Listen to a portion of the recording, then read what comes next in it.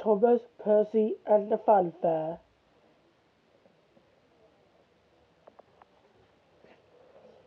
Thomas, Percy, and the Funfair. It was the day of the Fat Controller's Funfair. There would be fireworks and fairground rides for all the children. There was to be a special visit from the Chinese dragon. Percy was delighted. He thought the Chinese dragon was the most exciting thing of all. The Fat Controller arrived at Tidman's shed. He had come to give the others their jobs. Edward, he said, you will pull the merry-go-round. Henry, you will pull the roller coaster.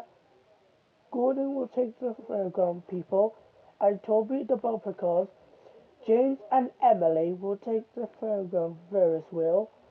And Thomas, he boomed, you are to collect the fireworks and the Chinese dragon.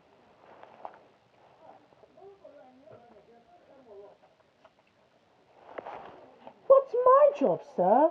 Asked Percy hopefully.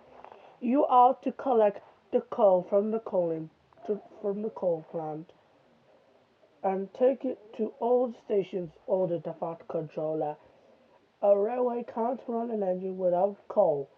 It's a very important job. All the agents were very excited, all except Percy. He was left alone. He was left. He was left out. Percy chuffed sadly over to the coal plant. This didn't feel like the important job at all. When he arrived, there was a long line of trucks. I wish I was pulling something exciting, he grumbled. Not boring old trucks. He left the trucks and pulled out of the coal plant.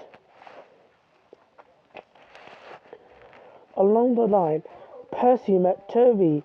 He puffed past, happily pulling brightly coloured bumper cars. The children in the nearby school clapped and cheered. Then Edward shot past with the merry-go-round. The children cheered even louder. Percy saw that Toby and Edward were having a wonderful time doing their jobs. Suddenly, Percy had an idea. Maybe Edward and Toby need some help. Helping parents is much more important than delivering coal, he wished. Percy forgot all about his job, so collecting the collecting the trucks from the coal plant. He steamed away after his friends instead.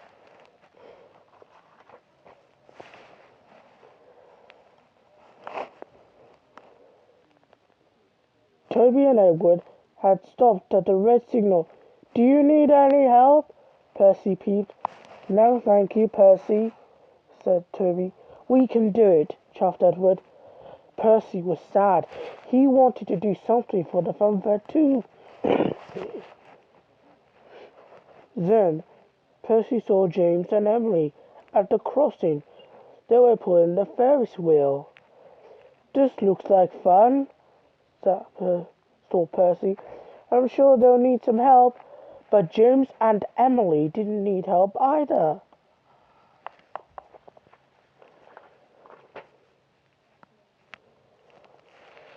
Then Percy saw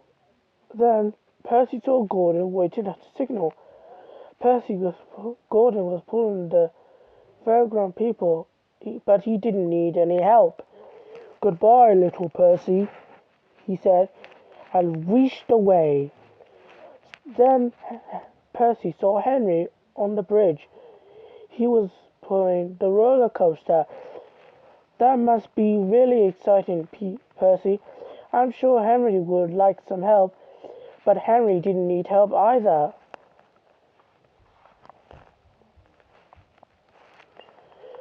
Percy thought just slowly. He felt really glum. He found Percy He found Thomas waiting at the next signal. Thomas was carrying the fireworks and the Chinese dragon. That looks like the most fun at all, gasped Percy. But Thomas didn't need any help. Holding the Chinese dragon and whoosh straight past Percy. Percy had forgotten all about his important job, and now, then there was trouble. James was stuck on the line. "There's no coal at the stations," he called to Percy. "We've all run out." "Oh no," cried Percy. "If the engines don't get some coal, the Funfair won't open. It must be my fault." Percy knew what he had to do.